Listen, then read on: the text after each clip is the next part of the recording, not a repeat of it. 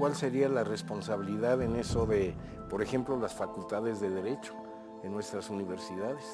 Para abrir carreras en derecho consuetudinario, ¿sería factible eso? ¿Existe algo así en alguna parte, en algunas de las universidades interculturales que ya se están abriendo en el país? Sí, algunas, bueno, la propia Universidad Nacional Autónoma de México, la Universidad de la Ciudad de México, sí, hay varias universidades, obviamente las interculturales, pero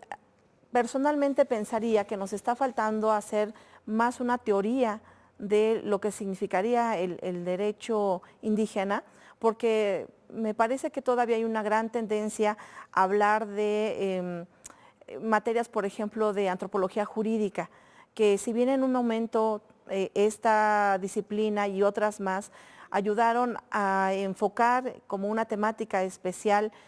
lo que está sucediendo con los sistemas normativos en los pueblos y comunidades indígenas, creo que como abogados también nos está faltando una discusión mucho más teórica de cómo resolver finalmente esta convergencia de sistemas normativos, pero por supuesto que ojalá que estas materias no dejaran de ser optativas, que es como hoy se resuelven, sino más bien sean obligatorias, ¿no? Y no solamente en las universidades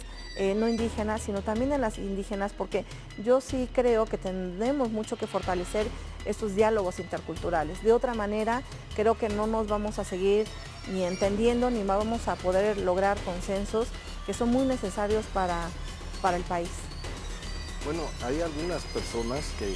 que dicen que no se puede realmente enseñar formalmente lo que se llama el derecho indígena o el derecho consuetudinario indígena, porque no existe una sola estructura ni una sola variante, sino cada comunidad tiene sus propias normas, sus propias tradiciones, en fin, y que entonces que hay muchos derechos indígenas a la par con el derecho positivo. Pero otra pregunta que también se plantea con frecuencia y que yo creo que es más cuestionable todavía, es que se oye decir que el derecho consuetudinario no protege suficientemente los derechos humanos de las personas, ¿no? Que hay muchos abusos que se cometen contra las personas, particularmente las mujeres, incluso en las propias comunidades indígenas, y que por eso el derecho consuetudinario pues no debe ser admitido como algo paralelo, por ejemplo, al derecho positivo, porque no hay garantías para la protección de los derechos humanos individuales. Marta, yo sé que tú has trabajado ese tema, ¿qué tienes que decir al respecto? Bueno, yo creo que primero tendría que decir que a mí el sistema de justicia mexicano es el que siento y veo que nos ha violado más derechos, ¿no? Colectivos e individuales. Siento que el derecho indígena no es una cuestión romántica de decir que todo está bien totalmente. Creo que Bruno lo decía hace unos momentos, nos adoptaron a un sistema único de justicia, ahora estamos reconstruyendo nuestra historia y reconstruyendo nuestros sistemas. Nunca murieron, por fortuna, ni los sistemas de justicia, ni nuestra lengua, ni nuestra vestimenta, ni gastronomía, ni nuestro ser y nuestra ideología y nuestra identidad. Creo que tenemos que aquí ir a un punto central de que de pronto se quiere hacer aparentar en México o en cualquier parte del mundo, incluso hay países que todavía ni reconocen a pueblos indígenas o a pueblos originarios en su territorio. Volviendo a México, tendríamos que replantearnos si en verdad a 200 años y a 100 años se quiere reconocer a los indígenas, no solo en la Constitución, en el artículo 2, sino cómo eso se aterriza en la vida práctica de las mujeres y de toda la población indígena. En la vida práctica para las mujeres, el 2001, que yo espero que Larisa creo que lo va a comentar, ¿verdad? Porque fue actora importante en ese contexto. Cuando la reforma constitucional, nosotras como mujeres indígenas creemos que ya queremos salir de ese proceso de victimización en lo que nos encasillaron primero. Y no vamos a negar que somos víctimas de violaciones de derechos humanos del ejército, del sistema de impunidad, de justicia. Ahí hay muchos casos que seguro se van a enumerar porque son visibles a los ojos de todo el mundo. Son casos ahora llamados emblemáticos y son casos donde pese a que se constata la violación de derechos humanos del sistema mexicano, se niega que así sea. El derecho indígena, yo creo que es un derecho indígena que no romantizamos, que ahí estamos dialogando, que estamos trabajando, que las mujeres indígenas estamos replanteando el rol de las mujeres al interior. El acceso a la justicia en el sistema mexicano es una utopía para las mujeres indígenas. No solamente hace falta recursos en este país económicamente hablando, sino hace falta combatir la impunidad para poder accesar, hace falta todo lo que ya se dijo de crear sistemas adecuados a los pueblos indígenas, aparte de los sistemas propios que hay. En los pueblos indígenas, entonces, las violaciones de nuestros derechos es una realidad por muchos contextos que hay, pero también es una realidad que no queremos que usen los políticos como lo hicieron en el 2001, de decir solo los usos y costumbres, como ellos le llaman, son los que violan los derechos de las pobrecitas mujeres indígenas. Nosotras creemos que, como lo puedo comentar en las propias experiencias, nosotras desde antes de nacer ya se nos están violando nuestros derechos. Pero yo diría que el sistema de justicia indígena no está compitiendo con el sistema mexicano, está trabajando por ser justamente un acceso accesible para todos, es decir,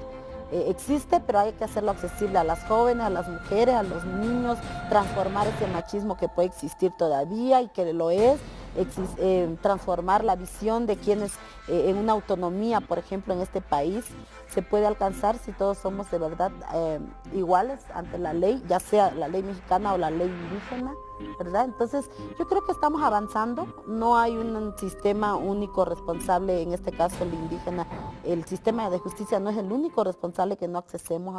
a la justicia en este país. Yo creo que nos está permitiendo este sistema indígena ser partícipes de la construcción de esa justicia. En cambio, en el sistema mexicano no podemos participar en alta manera como quisiéramos, porque está como muy restringido, está también en un sistema de mucha impunidad donde ciertamente hay muchos profesionistas, abogados indígenas, pero que finalmente ahora no vemos a alguien en la corte, por ejemplo, indígena, ¿no? No vemos a una mujer, a un hombre indígena. Hay muchos filtros todavía que tienen que ver con el racismo y discriminación, y no es que no haya indígenas preparados, es que hay mucho filtro en este país que no quieren que tomemos la conducción, no para el beneficio nomás de los indígenas, sino de la población en general en México. Bueno, por lo visto hay violaciones que se arrastran desde hace mucho tiempo, que forman parte del sistema, de la estructura social, de la ideología nacionalista dominante, de las formas de distribución del poder y que tienen que ver con el sistema político. Todo eso se ha dado en este año del bicentenario y del centenario, se ha dado a conocer, ¿no? Pero una de las áreas más conflictivas que se ven actualmente es el área de los abusos de los derechos humanos de hombres, mujeres y niños indígenas, muchas veces a nivel muy local, no solo en los sistemas de justicia formales, sino en las comunidades, en los barrios, en las ciudades, urbano, rural, donde sea, abusos cometidos por representantes del poder, por representantes de las policías, de la policía o a veces del ejército, en zonas, miembros del ejército, en zonas conflictivas, y esto sigue dándose a pesar de que tenemos leyes, a pesar de la reforma constitucional, a pesar de que se habla mucho de derechos humanos, pero que en la práctica no se va cumpliendo como debiera estarse cumpliendo. Y es frente a esa situación que algunas comunidades y algunos pueblos indígenas han, para decirlo de alguna manera, tomado o hecho justicia por su cuenta, en el sentido no